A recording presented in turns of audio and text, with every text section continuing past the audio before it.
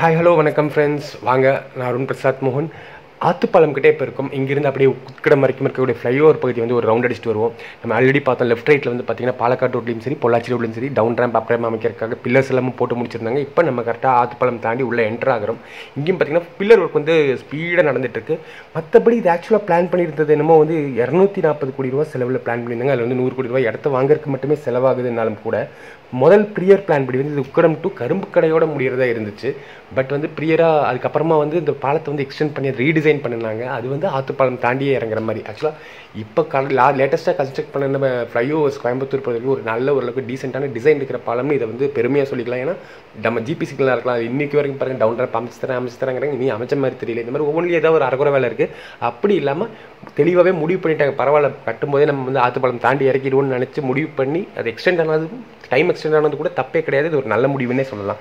So இந்த பாலத்தோட நீளம் பொறுத்தவரைக்கும் 3.8 கிலோமீட்டருங்க. 280 கோடி ரூபா செலவு. ஏற்கனவே சொன்ன மாதிரி கரும்பு கடை வரைக்கும், அதாவது உக்கடம்லேருந்து கரும்பு கடை வரைக்கும் இருக்கிற பகுதியை பொறுத்த வரைக்கும் வேலை வந்து முடிஞ்சிருச்சுன்னே சொல்லலாம். அந்தளவுக்கு நீட்டாக க்ளீனாக அடிச்சு வச்சுட்டாங்க. பச்சை கலர் டைம் போயிட்டு தான் பஸ் அடிச்சிருக்காங்க. நம்ம நம்பர் வேறு ஒருத்தர் இருக்கார் பச்சை கலர் பெயிண்ட் பார்த்தாலே கோவப்படுறது. நண்பா பரத்து பச்சை கலர் பெயிண்ட் தான் அடிச்சிருக்கிறாங்க. ஒன்றும் பண்ண முடியாது.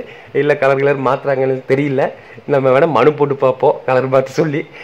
இந்த கன்ஸ்ட்ரக்ஷன் பொறுத்த வரைக்கும் 2-3 இடத்துல டவுன் ரேம்ப்ஸ் வருது. ஆத்துப்பாலம் பாலக்காடு ஜங்ஷன்லையும் ஆத்துப்பாலம் பொள்ளாச்சி ஜங்ஷனுக்கு ஒரு டவுன் ரேம்ப் இருக்கும்.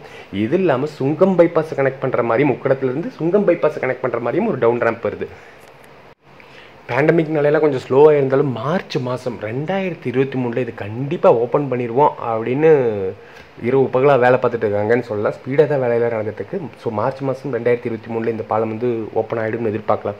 இது ஓப்பன் ஆகிடுச்சுன்னா உக்கடத்தோட ஃபேஸே மாறிவிடுங்க. கண்டிப்பாக சொல்கிறேன். ஏன்னா இந்த பக்கம் லேக்கெல்லாம் நீட்டாக ரெடி பண்ணிட்டாங்க. ஃபிஷ் மார்க்கெட் இது எல்லாமே கொஞ்சம் ஆர்கனைஸ்டாக ரெடி பண்ணிட்டாங்க. இப்போ நீங்கள் பார்த்துட்டு இருக்கிற பகுதி வந்து கரெக்டாக உக்கடம் ஜங்ஷன்.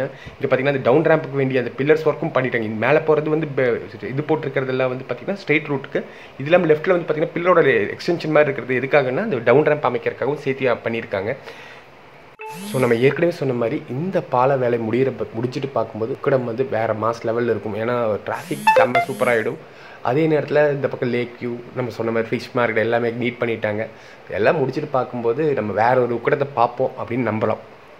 மேலும் இந்த உக்கடம் பஸ் ஸ்டாண்டை தான் வந்து பின்னாடி இந்த இன்டெகிரேட்டட் பஸ் ஸ்டாண்ட் கம்ப்ளீட் ஆனதுக்கப்புறமா இந்த பஸ் ஸ்டாண்ட் இருக்கிற இடத்த தான் மெட்ரோக்காக, உக்கடம் மெட்ரோக்காக யூஸ் பண்ணுவாங்கன்னு தெரியல.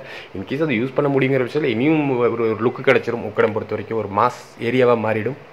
ஊர் சுற்றுறக்கு கூட வந்திருக்கு. நன்றி, தேங்க்யூ. சப்ஸ்கிரைப் பண்ணாதவங்க சப்ஸ்கிரைப் பண்ணிடுங்க. லைக் பண்ணுங்கள், ஷேர் பண்ணுங்கள், கமெண்ட் பண்ணுங்கள். உங்கள் அருண் பிரசாத் மோகன்.